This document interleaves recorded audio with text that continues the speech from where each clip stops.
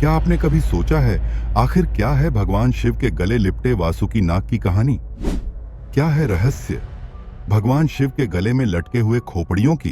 क्यों भगवान शिव को पूरे ब्रह्मांड में घूम के मांगना पड़ा था भिक्षा? आखिर क्या महत्व है महादेव के गले में लटके रुद्राक्ष के माला का? दोस्तों, इस वीडियो का हर पहलू भगवान शिव के व्यक्तित्व, भारतीय पौराणिकता और आध्यात्मिकता के गहरे ज्ञान को प्रकट करेगा। तो आइए जानते हैं महादेव के इन पहलुओं को। आपका स्वागत है द हिडन एपिफनी चैनल पर। महादेव के गले पर विराजमान है वासुकी नाग, जो नागों के राजा थे। उनकी कथा समुद्र मंथन से जुड़ा है। देवताओं और असुरों ने अमृत प्राप्त करने के लिए मिलकर समुद्र मंथन किया। मंथन के लिए मंदराचल पर्वत को मथनी और वासुकी नाग को रस्सी के रूप में उपयोग किया गया। मंथन के दौरान वासुकी नाग को मंदराचल पर्वत में लपेटकर एक तरफ से असुरों और दूसरी तरफ से देवताओं ने पकड़कर खींचा, जिससे वासुकी नाग को अत्यधिक कष्ट हुआ। मंथन के समय सबसे पहले विष निकला, जिससे पूरी सृष्टि पर विनाश का खतरा पैदा हो गया।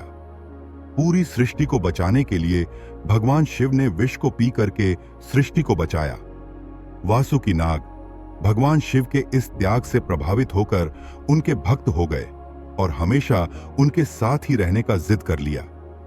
भगवान शिव ने उनकी भक्ति स्वीकार की और उन्हें अपने गले में स्थान दिया। तब से वासुकी भगवान शिव की अनंतता और शक्ति का प्रतीक बन गए। भगवान शिव के गले में लटकी हुई खोपड़ियां उनके संहारक स्वरूप का प्रतीक हैं।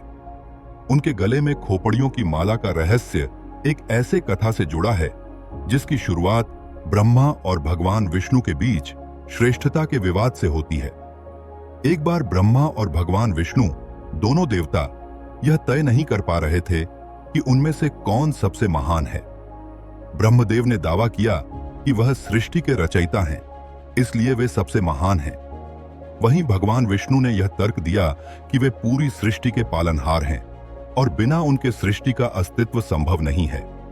इस विवाद ने पूरे ब्रह्मांड में अशांति पैदा कर दी थी। देवता और ऋषि इस विवाद का समाधान खोजने के लिए भगवान शिव के पास गए।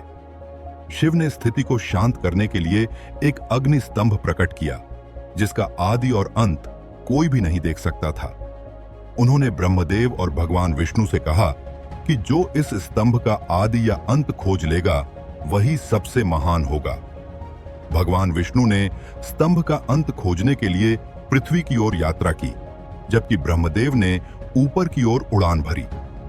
भगवान विष्णु को कई प्रयासों के बाद यह स्वीकार करना पड़ा कि वे स्तंभ का अंत नहीं खोज सकते। वहीं दूसरी ओर ब्रह्मदेव ने झूठ का सहारा लिया। उन्होंने केतकी के फूल को झूठी गवाही देने के लिए मना लिया और कहा कि उन्होंने स्तंभ का आदि देख लिया है। ब्रह्मदेव ने अहंकार में आकर अपने आप को सबसे महान बताया और सभी देवताओं का मजाक उड़ाया। ब्रह्मदेव के इस झूठ से भगवान शिव अत्यंत क्रोधित हो गए। उन्होंने ब्रह्मदेव के अहंकार को समाप्त करने के लिए रौद्र रूप धारण किया और अपने त्रिशूल से ब्रह्मा का 5वां सिर काट दिया। यह सिर ब्रह्मदेव के अहंकार का प्रतीक था। भगवान ब्रह्मा का सिर काटने के बाद भगवान शिव पर ब्रह्म हत्या दोष लग गया। भारतीय पौराणिकता में ब्राह्मण का सिर काटना एक बड़ा अपराध माना जाता है और इससे मुक्ति पाने के लिए कठोर तपस्या और प्रायश्चित की आवश्यकता होती है। भगवान शिव ने अपने दोष का प्रायश्चित करने के लिए भिक्षाटन का मार्ग अपनाया। उन्होंने ब्रह्मा के कटे हुए सिर को अपने भिक्षा पात्र के रूप में धारण किया और संपूर्ण ब्रह्मांड में भिक्षा मांगने लगे। यह भिक्षाटन शिव के वैराग्य और त्याग का प्रतीक था। शिव का यह भिक्षाटन अंततः वाराणसी में समाप्त हुआ। ऐसा माना जाता है कि शिव को वाराणसी में अपने दोष से मुक्ति मिली। इस स्थान को कपालीश्वर भी कहा जाता है और इसे पवित्र तीर्थ स्थल भी माना जाता है। पौराणिक कथा के अनुसार भगवान शिव ने जब सृष्टि की पीड़ा को देखकर ध्यान किया तो उनकी आंखों से आंसू धरती पर गिरे, जिससे उनकी आंसुओं से रुद्राक्ष वृक्ष की उत्पत्ति हुई। रुद्राक्ष की माला शिव की ऊर्जा, शांति और ध्यान का प्रतीक है।